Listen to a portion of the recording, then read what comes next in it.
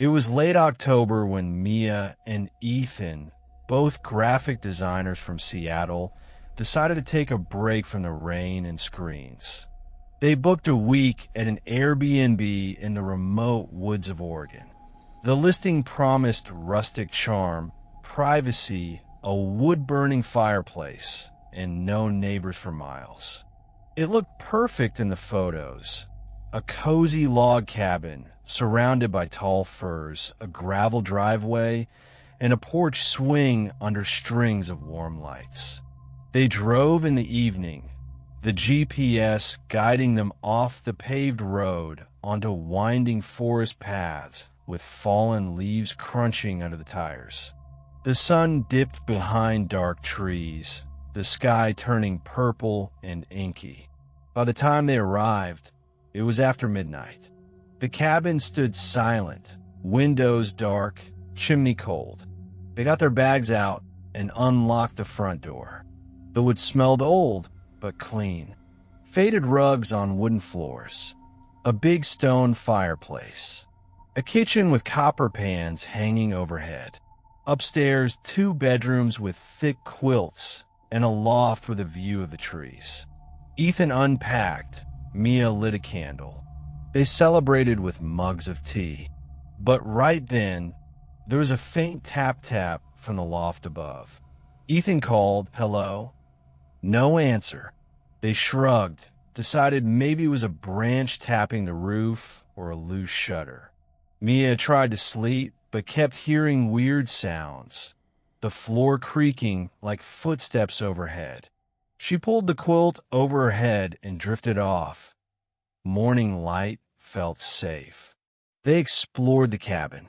There were old photographs in frames, black and white images of a family, children playing near a cabin in the woods, a dog, people on the porch. One photo showed a little girl about 6 with pigtails holding something dark. A doll? The caption on the back read, "Marjorie, 1947 to 1952. Mia showed it to Ethan. "Poor kid, died so young," she murmured. Ethan nodded. They made coffee, went hiking in the early light, returned for lunch. All was normal. They laughed, cooked dinner in the kitchen. Ethan built a small fire in the fireplace, the log cracking, the smoke soft against the wood. That night, around 1:30 a.m., Mia woke suddenly. Elizabeth, who was the Airbnb host, had sent a message. "Sorry for noise last night. The upstairs floorboards can be a little angry." They messaged back politely, said everything was fine. Mia was lying awake.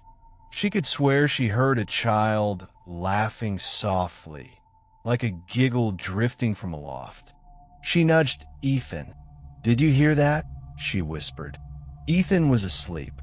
She listened more. The giggle again, unmistakable, and then footsteps down the loft stairs, slow, deliberate, but so light one couldn't tell if it was someone walking or shadows moving. She got up, flashlight in hand, climbed the stairs. The loft was empty. Nothing moved. The old rocking chair by the window was still. The floorboards quiet. She looked out the window. Forest, moonlight, shadows of trees swaying. No one outside. Back in bed, chest tight, she couldn't sleep. About 4 a.m., she drifted into light nightmares. The little girl's face pressed against window, eyes hollow. WY Day 3. Ethan found something odd. Under the floorboard near the fireplace, a small box, old, metal, rusted edges. He pulled it out. Inside were old letters, yellowed papers, drawings of a child, scribbled lines. One letter said, "Marjorie begs you, do not leave me here." Another read, "The door never opened. The night took my laughter." They looked for signs of who had written them. The dates were 1950s.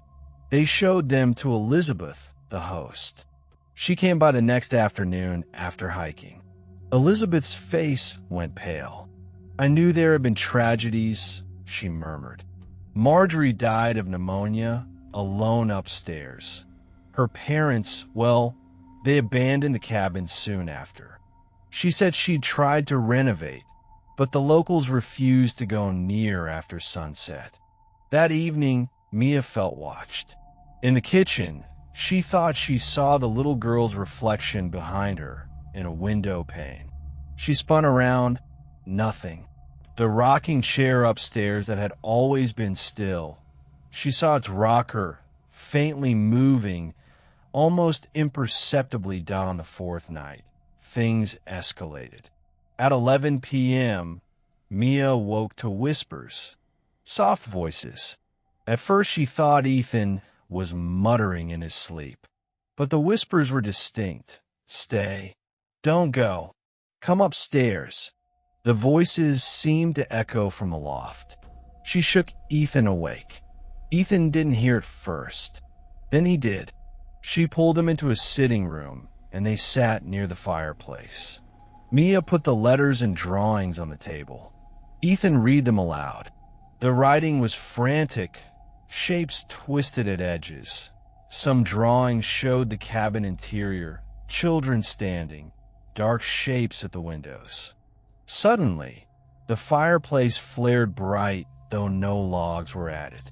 Flames cast tall shadows. The portraits from the walls, the black and white family photos, all seemed to shift. In one, the little girl's eyes glinted. In another, the background woods seemed to darken more with each glance. A door creaked upstairs. Alone, they heard slow footsteps walking down. Ethan grabbed the flashlight. They approached the stairs, heart pounding. As they ascended, the whispering stopped. Reached the loft, cold. Windows open, though they'd shut them earlier. In a loft corner, the rocking chair was moving now, gently rocking. On the floor, by the chair, the letters were splayed open in a circle. The drawings looked fresh, though the papers were old. And in those drawings, Mia saw a figure she hadn't noticed before. A tall, dark silhouette behind the little girl, face obscured. Mia gasped. The rocking chair creaked faster. They ran downstairs. That night, trying to sleep in the living room, Ethan had nightmares. He dreamed of being stuck behind walls, crawling through dark wood, hearing Marjorie calling. He woke up sweating. Mia, sleeping only lightly, murmuring something about windows, about cold arms. After that, the power flickered. The lights went out. Silence pressed. Mia found a flashlight. Ethan lit candles. In the flickering light, the portraits on the wall, every family photo but one, had their faces scratched, darkened around eyes. The little girl's portrait remained pristine. They decided to check outside, maybe find Elizabeth or leave. They opened the front door. The night was unnervingly still. No wind, no sound of forest, just tall fir trees, moonlight, and shadows. They saw footprints in the damp earth leading toward the woods. Small footprints. They followed them a few feet, leading nowhere. It was as if someone had walked up, then vanished. Back inside, the back door slammed shut on its own. They tried to open it, locked. The windows all rattled. Something hit the window glass upstairs. A handprint smeared on the outside as though someone pressed their palm. Mia screamed. Ethan grabbed her hand. They ran to their car, but by dawn realized that their car's tires were flat. No way to drive out until daylight. They were trapped, mourning, fatigued, and terrified. Ethan tried to call for help. No cell service.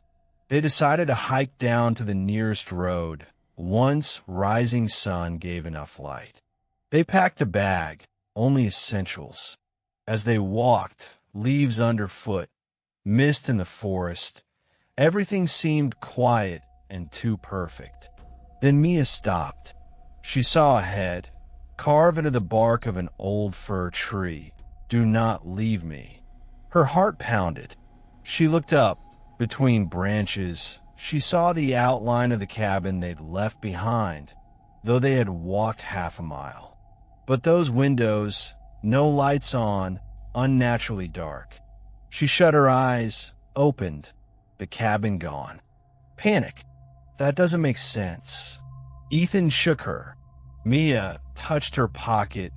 The letters, the drawings, the little metal box, gone. They ran until midday, eventually found a road, hitchhiked to the nearest town. They called for the Airbnb host number. The number was disconnected. They searched online. The cabin listing was gone. The Airbnb page didn't exist anymore. Even records of the place were missing. No reviews beyond Mia's and Ethan's. No previous bookings. Photos on search engines pulled up nothing but references to images from 1950s archives. Back home in Seattle, Mia felt they never truly left. At night, she sometimes hears soft giggling when it rains. Ethan woke one morning to find muddy footprints trailing from the doorway of their bedroom. Small size. Mia checked mirrors. Her reflection looks back, but behind it, a second shadow shifts. She dreams of the little girl, Marjorie. She begs, "Stay with me." One night, she wakes up and sees the rocking chair from the cabin, in their own attic, stained, rocking. Mia tries to tell friends. No one believes her.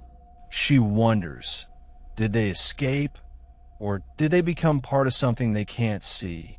The last line, their Airbnb refund email. "We are sorry you had a bad experience. We have removed the listing. No one else will stay there now." Mia never checked back in.